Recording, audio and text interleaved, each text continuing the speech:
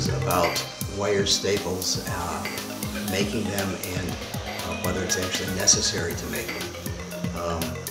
It is a tedious job, but I do think it's necessary to make the wire staples.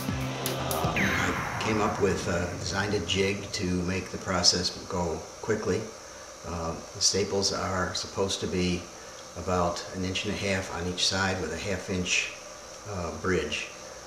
So I'm going to show you what I did to make a jig so that I could make those 300 or 400 staples in a quick, fairly quick amount of time. The first task is to cut wires, the wire that's in a coil to a 3.5 inch length. And so in order to do that, I measured out 3.5 inches on my workbench, and I took a piece of tape like so. I don't need to use tape, I just happen to do it that way. Then I will cut it right along the line so that I can use that as a measure for cutting the tape or cutting the wire. Okay, now I'm going to cut this off so that it's reasonably square. It doesn't have to be perfect. Take the extra tape off and then use that as a guide to cut my wire. Now most of the coil is gone here, but you can see you can just lay it on the wire or on the tape and cut it fairly quickly, and it doesn't have to be precisely 3.5 inches. Okay, the next step is to find a piece of 1 by 2 inch wood, and a piece of scrap. Length isn't so important, it just has to be long enough. And I clamp it to my workbench so that it's on nice and tight. And then I measure a 1/2 inch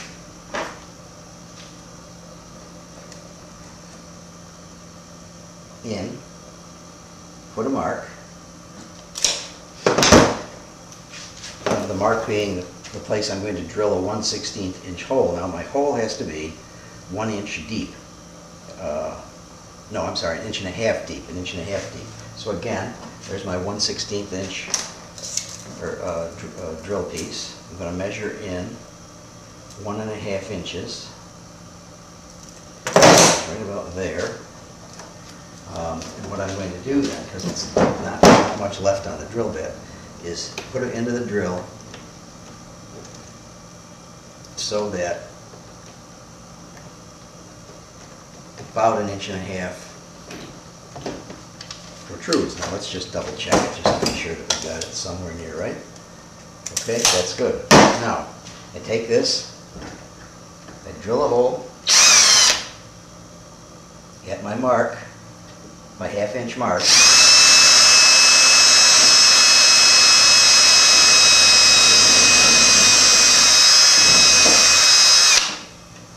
Okay. Now all I have to do to make my staples is drop the wire in the hole, bend it over, bend it again. Okay? And when I pull it out, I have a staple. In this case, I really cut them too long, I guess, or either that or I don't have it in far enough. That's 1.5 inches. So you can see that I cut the staple long, but it doesn't make, or the wire long, but it doesn't make any difference.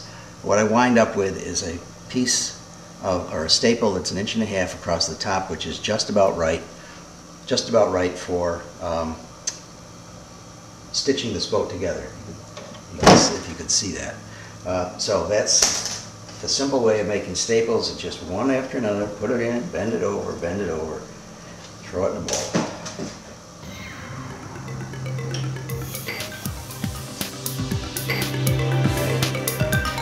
Very simple.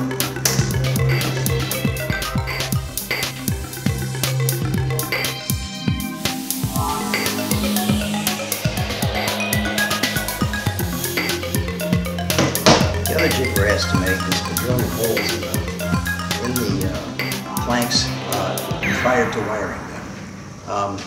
And this jig is it's a little about 6.5 inches long. It's about made out of 1/4 inch plywood or smaller. It's a 1/2 inch wide, and there is a hole drilled at each end so that they're exactly 6 inches apart.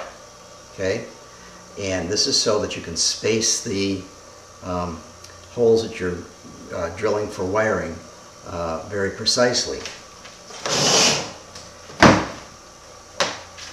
To do this on the boat, and I'm going to use my tabletop here to demonstrate, you drill the first hole, and then you drill the second hole,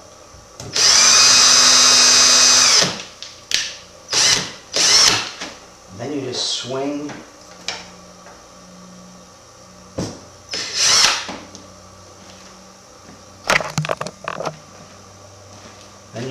the jig around the drill. You leave the hole, leave the drill in, swing the jig. Swing the hole, leave it in, swing the jig. It's a very neat and quick way to set the holes up so that they're correct.